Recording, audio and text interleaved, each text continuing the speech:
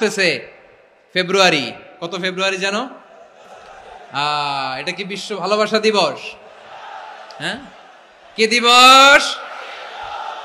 এই বিশ্ব ভালোবাসা দিবসের সাথে মুসলমানদের কোনো সম্পর্ক নাই। আমার প্রিয় ভাইরা, এই যে আপনি অবৈধ সম্পর্কে জড়ালেন, কেন আল্লাহ অশ্লীলতাকে হারাম করেছে দেখেন। বলতেছিলাম যে এটা আপনার নাসাল, আপনার জেনারেশন, আপনার লিনিয়েজ, আপনার বংশকে প্রিজার্ভ করা। কে কার বাবা, কে কার মা, বাবা মা জানা, প্রজন্মকে প্রিজার্ভ করা, এটা ইসলাম ওয়াজিব করে দিয়েছে। এই যে অবৈধ সম্পর্কের কারণে, বিশ্ব বেহায়া দিবসের কারণে, এগুলোর আউটকাম, আউটপুট হিসেবে মাঝে মাঝে এই ঢাকা মেডিকেলের ডাস্টবিনে নবজাতকের বাচ্চার কান্নার আওয়াজ শুনতে পাওয়া যায়। চট্টগ্রাম মেডিকেলের ডাস্টবিনে নবজাতকের কান্না শুনতে পাওয়া যায়।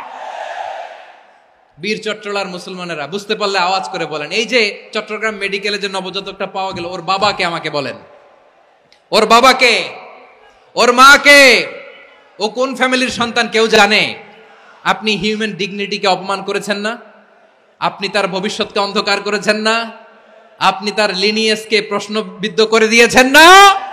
এই জন্য আল্লাহ তাআলা অশ্লীলতাকে আমাদের জন্য হারাম করে দিয়েছেন। পড়েন সুবহানাল্লাহ।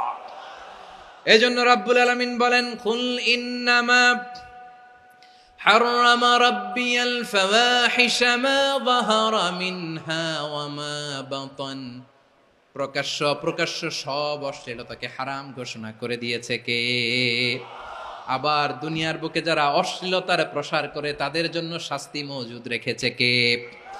রাব্বুল আলামিন বলেন, ইন্নাল্লাযীনা ইউহিব্বুনা আন তাশিআল ফাহিশাতু ফিল্লাযীনা আমানু লাহুম আযাবুন আলীমুন ফিদ দুনিয়া ওয়াল আখিরাতি ওয়াল্লাহু ইয়ালামু ওয়া আনতুম লা তা'লামুন।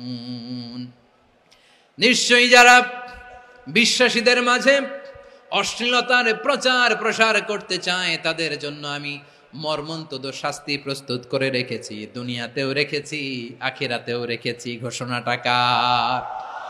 যারা এই নাটকের নামে, সিনেমার নামে, রূপালী জগতের নামে, মুভির নামে, ওটিটি প্ল্যাটফর্মের নামে আমার সমাজে অশ্লীলতা ছড়াতে চায় তাদের জন্য কঠিন মর্মন্তুদ শাস্তি মজুদ রেখে দিয়েছে কে?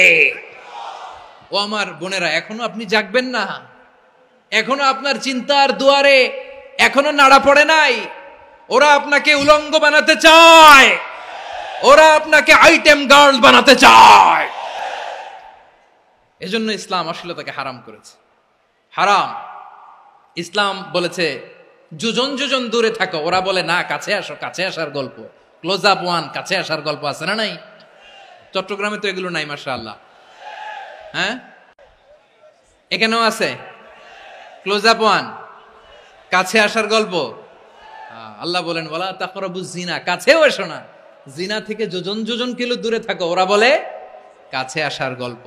আমার বীর চট্টলার ভাইয়েরা, কাছে আসতে হলে আমরা কোরআনের কাছে আসব, কাছে আসতে হলে নবীর কাছে আসব, কাছে আসার গল্প হবে আমার রবের কাছে আসার গল্প। চিল্লায় বলো ঠিক কিনা?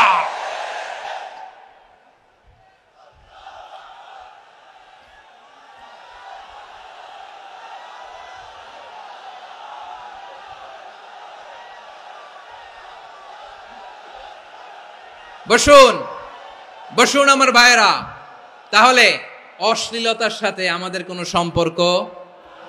সবাই বলতে পারেননি, আওয়াজ করে বলুন, অশ্লীলতার সাথে আমাদের কোনো সম্পর্ক?